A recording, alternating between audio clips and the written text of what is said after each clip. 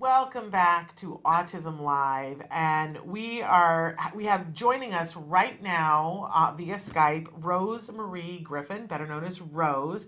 She is one of those rare individuals. Are you ready for this? She's a speech and language pathologist. I can't even say it. A speech and language pathologist. See, I need one.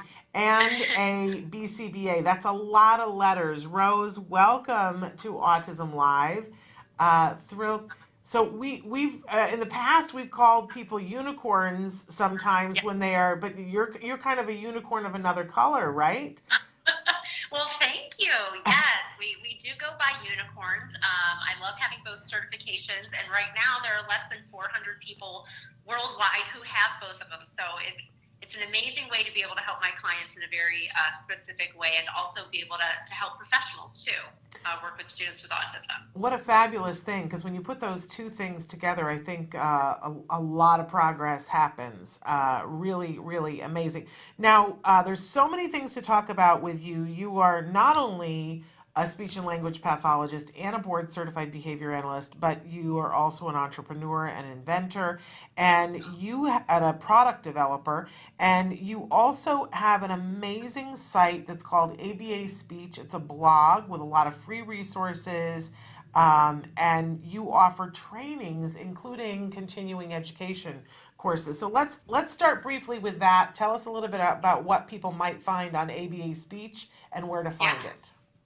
Great. Yes, I have a blog. I love having a blog. I love being able to share free information with people. And so I try to constantly be sharing things that are going on in my therapy room that may be helpful for other professionals, for other parents. So some of my more popular posts are about verbal imitation training for students who are limited verbally, where to start with students who are nonverbal or limited verbally. I think sometimes it's really daunting and overwhelming knowing, how do I help this student who doesn't like the toys in my therapy room, who isn't, receptive to the strategies that I was taught in school and things like that. So I have a lot of free resources and free guides. And actually just this week, I put up in the blog a freebie webinar all about the fields of speech pathology and applied behavior analysis, and some tips and strategies on how to get started on that daunting road to collaborative services.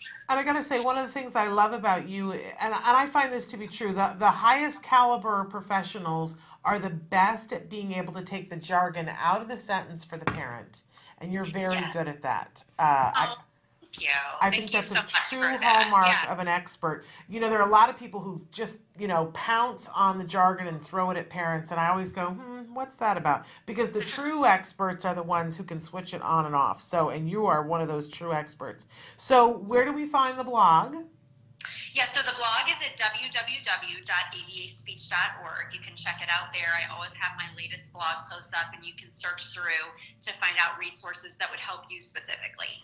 Wonderful. So really encourage people to go and check that out. But then let's also talk about these products that you have developed. Let's start with action builder cards. Talk to us about those. Sure.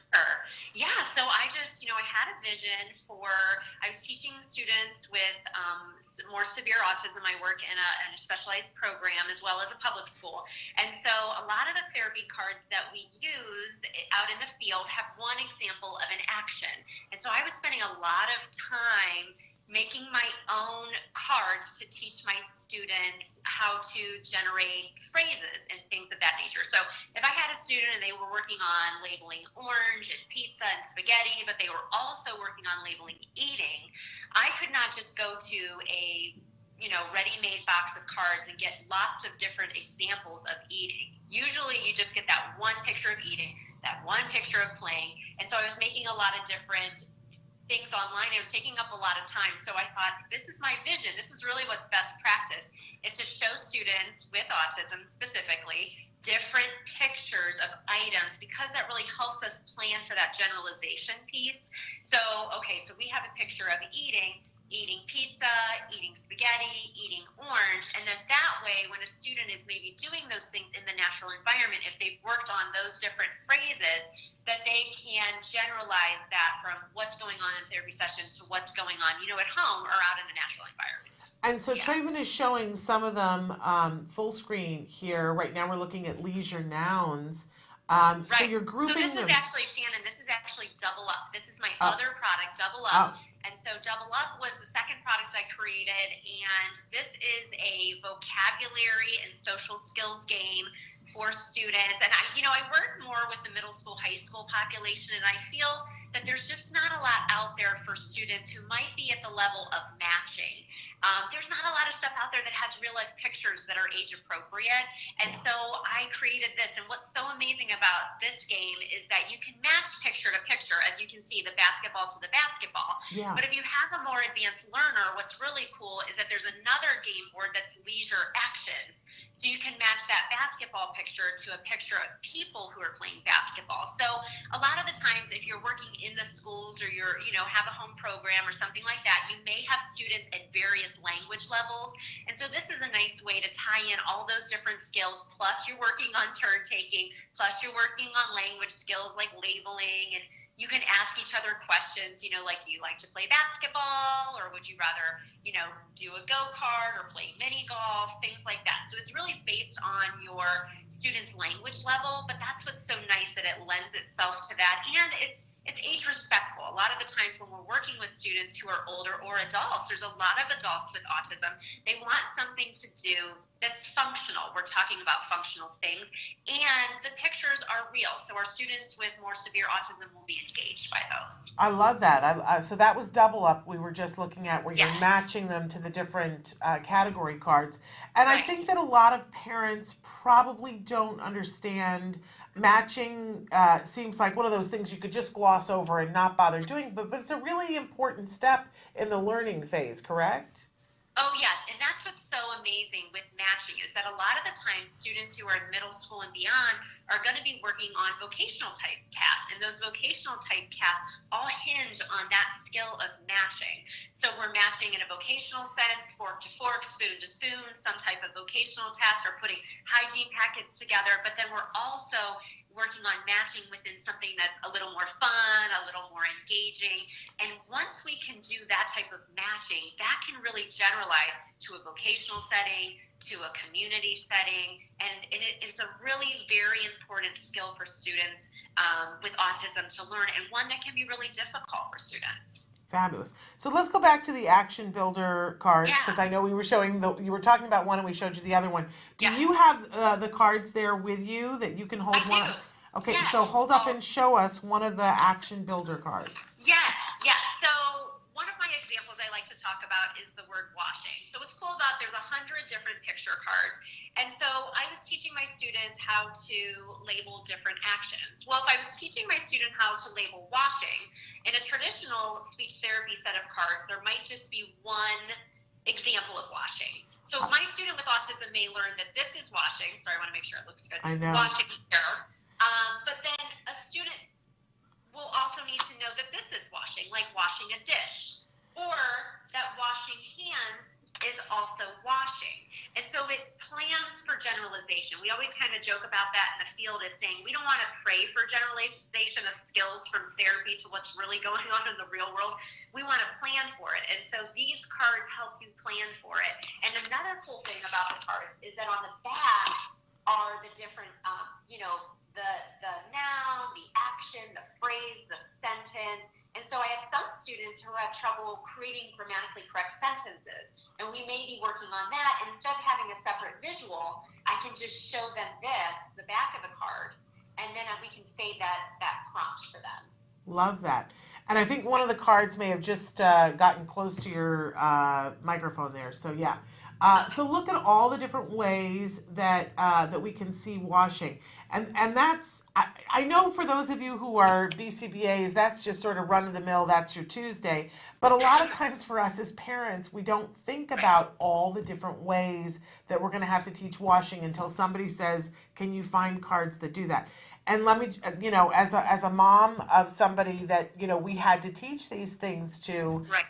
the having to go and find the cards or make the cards or whatever. Listen, I swore when my son was done I was never going to laminate another thing as long as I lived. So if you can find the cards already made for you, it's such a time saver. It is such, and especially if it's done well, which clearly you have done. So where do we get these products? Where can we get the action builder cards, and where can we get the double up? Yeah, so both of those products are available on my website, www.abaspeech.org, and they're also available on Amazon. And if you're international, they'll ship that way through Amazon, or Different Roads to Learning as well ships them internationally. And we should say you created these and invented these with older students in mind. What age range do you think people could start with? How young? Yeah, with the action builder cards, really just is, I mean, preschool, really, the action builder cards. Those are real life pictures, and so those really kind of span the age range. And then double up is more, I'd say, fifth grade through adult. Okay. Is an age range for that, yeah. But I love the fact that when you shot these things, they are not condescending to, like, if you're starting with a 16-year-old, I can tell you guys that if you go and buy all the other cards that are available in the world, they're going to have all the preschool primary plastic things, as if you were in a preschool class. And Right. for our 15-year-olds, they're like, what are we doing here? So I absolutely love that.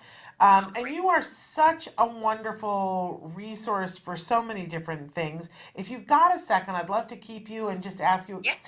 how often do we get a unicorn that is an SLP and a BCBA? That's a lot of letters, Rose. Oh, thank you. Ask away. Okay, so let's start with, what are the top 5 strategies for working with students with autism who are nonverbal? And I think that's something like we all want to know more about. So what are your top 5 things? Yes, we have to, number one is to really gauge how the student is currently communicating, getting a baseline. If the student is not currently communicating, we need to go to step 2, which is our assessment piece. And, we need to look at how the student is communicating. And that's, if you're a speech language pathologist, sometimes the tests that we learn about in graduate school don't really give you that information about requesting. Requesting is so very important for early learners. And so I would urge you, if you're a parent, to make sure that requesting is something that's encompassed within that assessment piece. Because I can tell you, I have 3 kids of my own under the age of 9 and typically developing, and there's so much requesting that goes on in my household. So that's so important. I think sometimes what happens, Shannon, is that just doesn't get included because it's not always a part of a speech therapist's repertoire of things that we look at if it's not part of the standardized assessment. And then, we as good clinicians are going to use our assessment to create our intervention. And so if we don't assess manding and then we don't have it as intervention, then we're really missing the boat on our students really finding a way to communicate. So those are some really important things. And, learning about our student, what they love, that's something that I always talk about, and I call it building a therapeutic rapport. Over time, I have to make sure that I'm somebody who's fun, somebody who gets my student, somebody who's not always demanding things, that really just wants to be in their space and find out what they love and enjoy, so we can work on requesting, and then I can use those things that are fun to help that student learn, to help that student be motivated to learn. And then, what's really last is to make sure that, and this is the hardest part, I think, is to make sure that once we have our plan, our intervention plan, and we're going to be working on requesting for students who are limited verbally, is to make sure that everybody on the team is included. And that's what can be so overwhelming, because sometimes when you have a student with more severe disabilities or more severe autism, that team may be 15 people, and it's hard just to know everybody's name and to make sure that you have a collaborative relationship with those people. But that is really what is going to make a difference in the life of an individual with autism. Truly wonderful.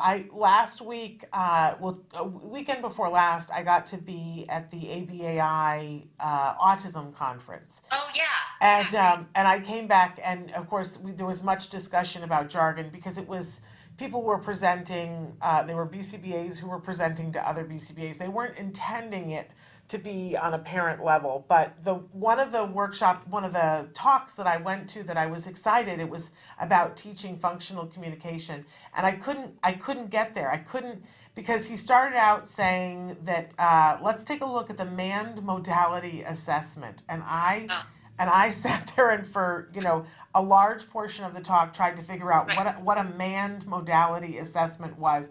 And then right. later at a reception when somebody explained what it was, and I was like, oh, now I wish I could go back and listen to the whole thing. But I love the fact that you just, ladies and gentlemen who watched last week, she just talked about a manned modality assessment because she said it's important to start with knowing, are they requesting things and how do they like to request things, and building that, which is Right. the manned modality assessment. But thank you for not saying manned modality assessment. Yeah, that Uh, is okay. I am the EPA, but I do try to just, but I also teach an ethics class for people becoming board certified behavior analysts, and we talk a lot about that, to not use jargon and to really know, that can make people feel uncomfortable if they're not sure what it is. And that kind of, if you go to my website, avaspeech.org, I have a free ebook that's called Communicate With Me. And really what it starts going over is, what does it mean to mand? What is a tact? What is an echoic? What is an interverbal? And those are terms that we may throw around in the field that other people may not understand. When you may call it a label, I may call it a tact. We're coming from it in different ways, but we're really talking about the same thing. It can be confusing. Well, it can, and I'm a fan of some of the jargon, not all of the jargon, but I do. The more I learn, the more I see why the jargon is important, because it becomes very specific. That that a tact becomes a very specific kind of labeling, which Right. once you know what that is, can be very interesting. But and as I said, I hate to make fun of this poor doctor who used the man modality assessment, but he was there to present to his peers, Right. not to me. He wasn't doing anything inappropriate. I just couldn't get to it with a can opener and and an assistant. I couldn't get there. Right. But you know what I'm saying? Yeah, yeah. But anyway, I so appreciate what you were doing. I love, love, love the cards, both the action builder cards and the double up. Think that that's wonderful. And again, where can we purchase those? So you can purchase them on my website, www.avaspeech.org, or through Amazon. They're also available there. Okay, fabulous. But definitely people need to go to your website, abaspeech.org, so that they can get some of the free resources that you have available there, and check out your blog, which is awesome and in plain language that we can all read and understand, which, hallelujah. Um, no, it's such a thing. It's such a fabulous thing. So I really appreciate you. And if people want to get, if there are professionals that are out there, you also offer things that are CE credits, the continuing education credits, on your website as well.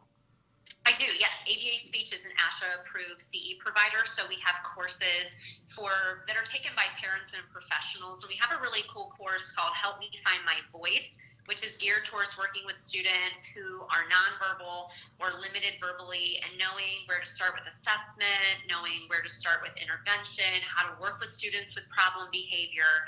And it's been really well received by parents and professionals, because as you've said, sometimes as a parent, you go into a meeting, and if you have one child and that child has autism, you may not know what a mand or a tact is. And so it kind of helps you feel more prepared when you're dealing with a team, and you want to be, a stakeholder and an important part of your child's IEP team and things of that nature. So parents and professionals alike have really liked that course. Absolutely, that sounds amazing. I always had a sign that was in my bathroom that said, "My son's team is only as strong as its weakest player," and that will not be me.